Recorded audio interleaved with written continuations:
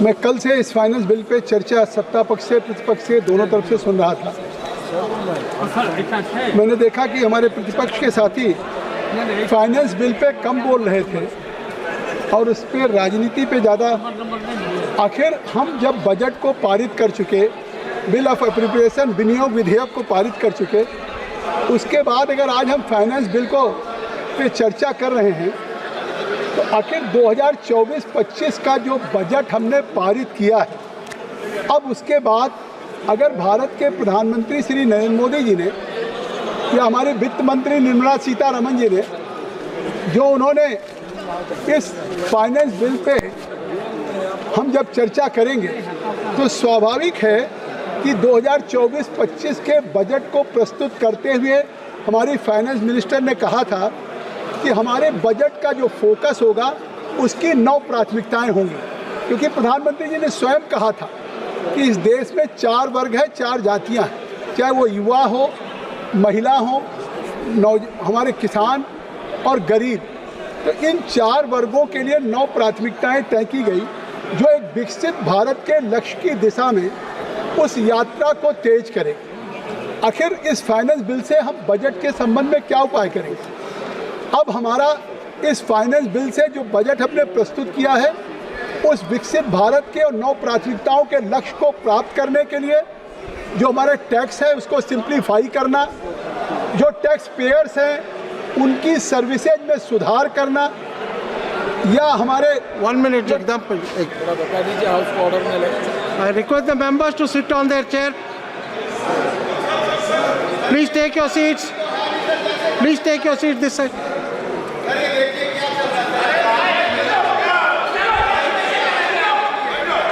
No, please sit down. Please sit down. Please take your seat. Please take your seat. Jagdambika Pal जी।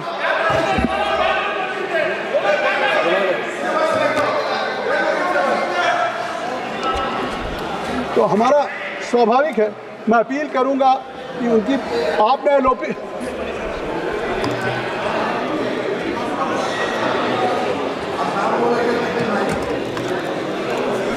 पीयूष गोयल जी।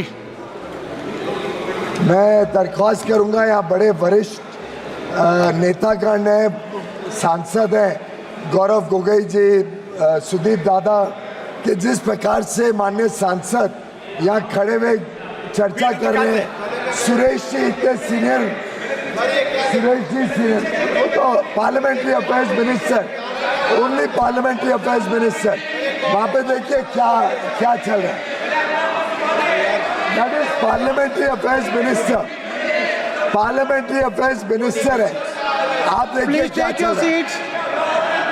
मेरी दरख्वास्त है कि वरिष्ठ नेतागण कम से कम अपने सांसदों को किस प्रकार से पार्लियामेंट पे बिहेव करना वो बताएं।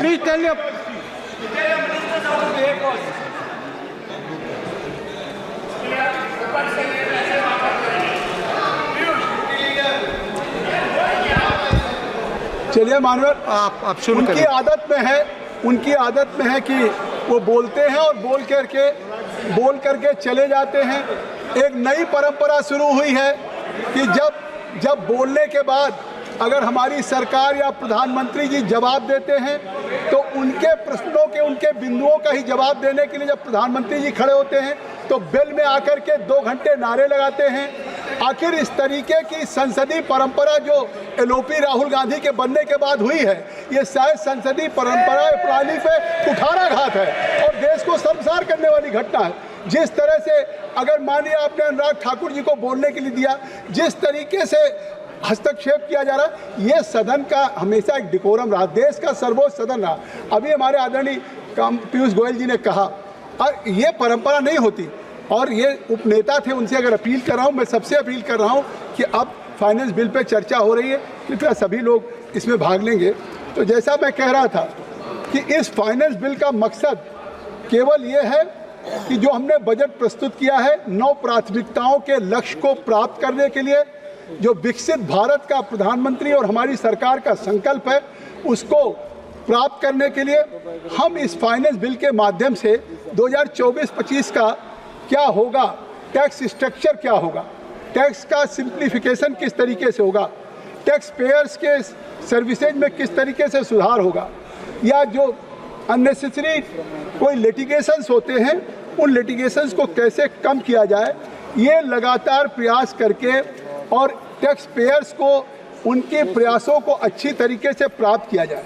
मैं इसमें आज कहना चाहता हूं मानवर कि कितना बड़ा अचीवमेंट है कि आज हम जब simplification of taxation in taxation की बात करते हैं, आज इस फाइनेंस बिल पे जो चर्चा हो रही है इसमें जो टैक्सेशन के सिस्टम की रूपरेखा है, आज 2022 और 23 में जो टैक्सेशन सिस्टम था उसकी तुलना में ये बजट 58% टैक्सेशन सिस्टम को सिंप्लीफाई करेगा, जो अपने आप में एक ऐतिहासिक कदम होगा कि 58% का एक सिंप्लीफिकेशन होने जा रहा है। और ये जो 22-23 के कॉरपोरेट कर या 58% जो सरलीकृत हो रहा है, ये उपलब्ध आंकड़ों के अनुसार पिछली वित्तीय वर्ष में 2/3 से अधिक जो टैक्स पेयर हैं उनकी जो नई अपनी एक पर्सनल टैक्स की जो स्कीम आई है उसका जो विकल्प चुना था।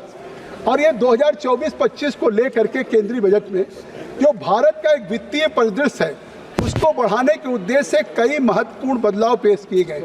इसमें प्रमुख रूप से जो हाइलाइट्स है, टैक्स स्लैब में संशोधन किया गया है, वेतन भोगी कर्मचारियों के लिए ये शायद पहली बार हुआ होगा कि आज इस बजट में और जो भविष्य में 24-25 में हम इस फाइनेंस बिल पे चर्चा कर रहे हैं, देश के वेतन भोगी कर्मचारियों को महत्वपूर्ण लाभ प्रदान करने के लिए जो नई कर व्यवस्था लगी है या उसकी जो संरचना हुई है उसको संशोधित किया गया है।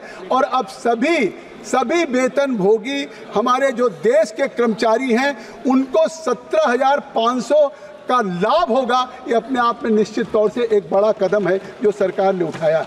और इस संशोधन का उद्देश्य जो है, ये जो मध्यम वर्ग के लोग हैं उनके लिए जो प्रणाली है, जो हमारा टैक्स का सिस्टम है, उसके लिए उनको उपयोगी बनाना, उनके लिए अनुकूल बनाना और इसका अनुपालन करके करदाताओं पे वित्तीय बोझ कम हो, इस तरीके की रचना की गई है और यही इसके अमेंडमेंट का है।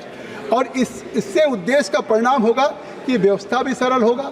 जो वेतन भोगी कर्मचारी हैं, वेतन भोगी के साथ पेंशन भोगियों को भी काफ़ी राहत दिया गया, जिसको मैं अभी आपसे कहूँगा। तो इस तरीके से डिस्पोजल आय वालों को भी बढ़ाना, देश की समग्र आर्थिक इकाई को भी लाभ पहुँचाना। मैं इसमें आपसे कहना चाहता हूँ कि जो 2024-25 का हमारा फाइनेंस बिल है, इस फाइनेंस बिल में सबसे पहला हमारा है टैक्स रिफॉर्म, दूसरा इकोनॉमिक ग्रोथ है, फिर इंफ्रास्ट्रक्चर पे हमारा जो चीज़ें हैं उसको देना है, या फिर हमारे साथ किस तरह की ट्रांसपेरेंसी हो टैक्सेशन में या हमारे टैक्स के स्ट्रक्चर में एक ट्रांसपेरेंसी व्यवस्था हो, उसको हो। और जितने सोशल वेलफेयर की स्कीम्स हैं, चाहे वो करें, हेल्थ है, एजुकेशन है, इन सारे पैरामीटर्स पे हम करेंगे। इस संबंध में हमने जो प्रयास किया है, मैं आपसे कहना चाहता हूँ कि आज फाइनेंस बिल पे सबसे पहला, अभी जब कल हमारे निशिकांत जी बोल रहे थे तो उस समय उन्होंने नाम ले लिया उस समय के वित्त मंत्री का, लेकिन मैं कहता हूँ कि ये सच्चाई क्या है। सच्चाई आखिर अगर इनकम टैक्स एक्ट में सबसे पहले जो इनकम टैक्स एक्ट 1961 का था, उसके सेक्शन 56(2) में किस सन में एंजल टैक्स लगा और उस एंजल टैक्स का क्या परिणाम हुआ, उस परिणाम पर सरकार ने फिर क्या कदम उठाए थे, इसकी चर्चा तो सदन में होगी। और उस एंजल टैक्स लगने से क्या हुआ कि जो भी स्टार्टअप था और स्टार्टअप में कोई युवा आ रहा, आज प्रधानमंत्री जी ने यह फैसला ऐतिहासिक एंजल टैक्स को ख़त्म नहीं किया है। देश के युवाओं के स्टार्टअप, एम्प्लॉयमेंट, निवेश, इसको बड़ी राहत मिली है और देश को फ़ायदा मिलेगा, मैं आपसे कहना चाहता हूँ। इसलिए कि आज जब उस इनकम टैक्स एक्ट के 1961 के सेक्शन 56(2) में 2012 में जब सरकार थी उनकी, कौन वित्त मंत्री था मैं इसकी चर्चा नहीं करता हूँ, लेकिन एक एंजल टैक्स लगा, देवदूत टैक्स। क्या लगा कि अगर कोई स्टार्टअप करेगा, कोई युवा उद्यमी कोई निवेश करेगा, तो वो मार्केट से या हमारे फाइनेंशियल इंस्टीट्यूशन से या बैंक से कोई भी जो स्टार्टअप के लिए पूंजी लेगा, उसमें उसको एंजल टैक्स 30% देना पड़ेगा। उसका नतीजा क्या हुआ, एमएसपी, सारी देश की एमएसपी सेक्टर जिस तरह क्राइसिस में हो गई। कोविड के दौरान जिस तरीके से हमारी सरकार प्रधानमंत्री के नेतृत्व में जब लगा कि पूरी दुनिया उस कोविड की क्राइसिस से जूझ रही थी, दुनिया के सामने ब्रेड बटर का संकट हो गया था, उस समय भी 3 लाख करोड़ फाइनेंशियल इंस्टीट्यूशन से जिस तरीके से एमएसपी सेक्टर को बचाने के लिए प्रधानमंत्री मोदी की सरकार ने किया है, आज उसी का नतीजा है कि एमएसपी रिवाइवल हो गया है और एमएसपी में आज लघु उद्योग समितियाँ देश के लोगों को रोजगार दे रही है। तो एमएसपी का कोई व्यक्ति, कोई नौजवान जब वो लेता है निवेश, अब वो एक अपना डीपीआर बनाता है प्रोजेक्ट का, अब उसके अगेंस्ट अगर उसने बैंक से या कहीं से मार्केट से लोन लिया, अब उस पर अगर 30% का टैक्स एंजल टैक्स के रूप में कट जाएगा तो स्वाभाविक है उसका प्रोजेक्ट नहीं पूरा होता। हमारे आपके चाहे उनके प्रतिपक्ष के भी क्षेत्र में रोज होता है कि साहब हमने इतना करोड़ की पूंजी लिया था, राइस मिल हमने खड़ी कर दी, अब राइस मिल के लिए पूरा नहीं हो पा रहा क्योंकि 30% एंजल टैक्स दे दिया। अब अगर उसने अपनी घर की पूंजी लगा करके राइस मिल लगा दी तो उसके पास वर्किंग कैपिटल नहीं कि वो धान खरीद सके किसानों से और खरीद करके वो फिर चावल बना करके बेच सके। अब एक नौजवान ने लोन ले लिया, बैंक का ईएमआई चलने लगा और उसके एंजल टैक्स के कारण वो प्रोजेक्ट नहीं पूरा हुआ, वर्किंग कैपिटल नहीं है। आज ये एंजल टैक्स नहीं हटा है, इस देश के युवा उद्यमियों का स्टार्टअप सफल होगा और वो उनकी कैपिटल भी उनको मिलेगा और उनका प्रोजेक्ट भी पूरा होगा। आज इस एंजल टैक्स के समाप्त करने से ये लाभ हुआ। तो स्वाभाविक है कि आज ये इतना बड़ा कदम उठाया गया है, उस एंजल टैक्स पे भी बात की जा रही है, जबकि 30% लग रहा था जो किसी भी स्टार्टअप के लिए ठीक नहीं था।